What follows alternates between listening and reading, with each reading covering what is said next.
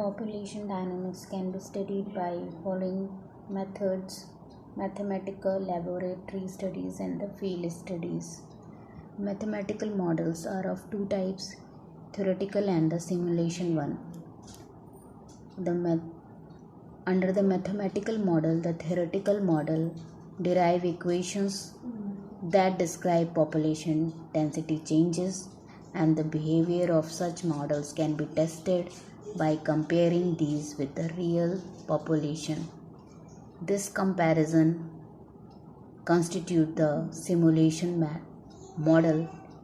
Here we use the detailed data from the real population and try to predict future behavior of population under specific environmental conditions. Models are of use only if they explain the facets of population dynamics of real population. Their predictions can be tested experimentally using the laboratory population. Thus, the mathematical and laboratory studies are of value only if they help to explain the behavior of natural populations. Hence, the field studies are made, though these studies are very complex. Now, the theory of population growth. The logistic growth theory can be indicated by the equation Nt is equal to N0 e to the power k minus n over k over a unit period of time, where Nt is the number of individuals at a time period and N0 is the initial population, and R, as we discussed earlier, is the rate of increase of a population. It is intrinsic rate of increase of a population, and capital K denotes the carrying capacity, that is the maximum number of individuals of a species that can be upholded by the particular environment condition. Now, as we are studying the population ecology, it can be studied under three heads. That is, the one is the population characteristics discussed earlier, and the second one is the population dynamics, and the third one is regulation of population density. Regulation, there are number of factors regulating population density. They can be broadly divided into the density dependent factors and the density independent factors. For example, the competition between the number of individuals of a same species within the population, or the competition between two different populations of two different species, that is inter and intra-specific competition. And the prey and predator relationship also constitute the density dependent factor. The density independent factors are the natural calamities like floods and fires. Now, for regulation, there comes a key factor, and we have to analyze that key factor. First of all, the key value is calculated for the motility of the individuals of a particular population we are studying, and each mortality factor, that is, it can be environmental cause or nutritional cause, anyone, every factor has its own k values. The k value that is reaching to the summation of these k values is the regulatory one, and it is selected as the key factor. Now, some regulation for factor also includes the self-regulation population of populations, like their social behavior. As you see, honeybees are very social, termites are social in behavior. The death and failure to mate is the another factor that is self-regulatory.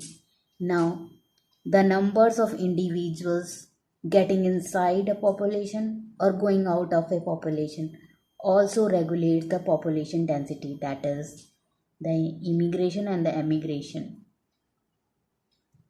Now,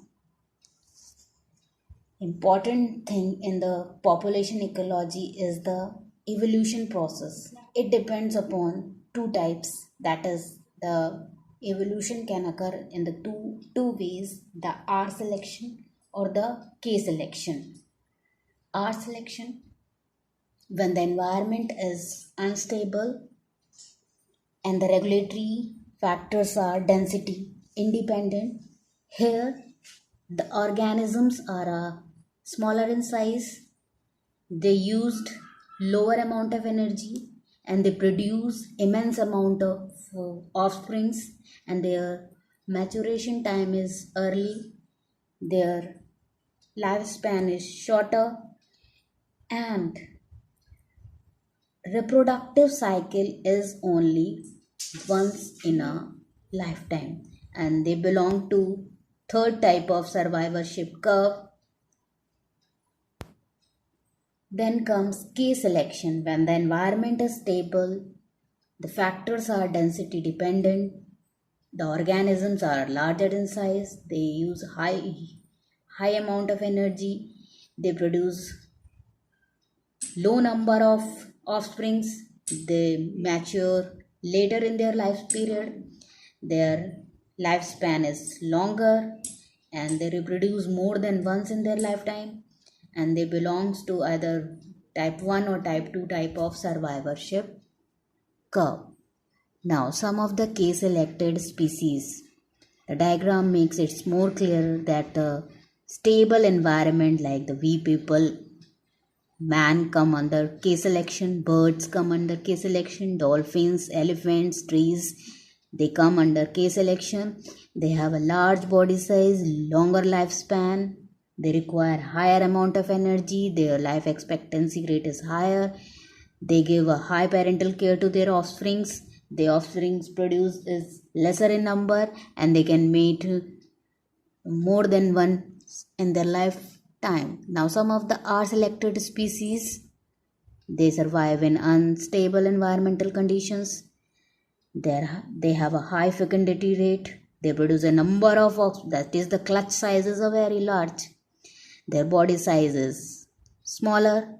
They mature earlier in life period, and they have a shorter lifespan, and they disperse their offsprings, bacteria, microbes, and the frogs come under this category. Now, the R selected population have a very high intrinsic rate of growth, that is R, and they tend to boom when the environment conditions are favorable for their growth, and also they have a high rate of multiplication when the conditions are unfavorable. This is a protective measure as their life expectancy is shorter and they mate only once in their lifetime. As a result, they exhibit large fluctuations in their density and incidentally have the potential for large genetical changes that are occurring throughout their generation. And the K selected population have relatively constant density, and they either they reach or remain below the carrying capacity that the environment provides to them. This is all about population ecology, and we will study about scene ecology in our next class. Thank you.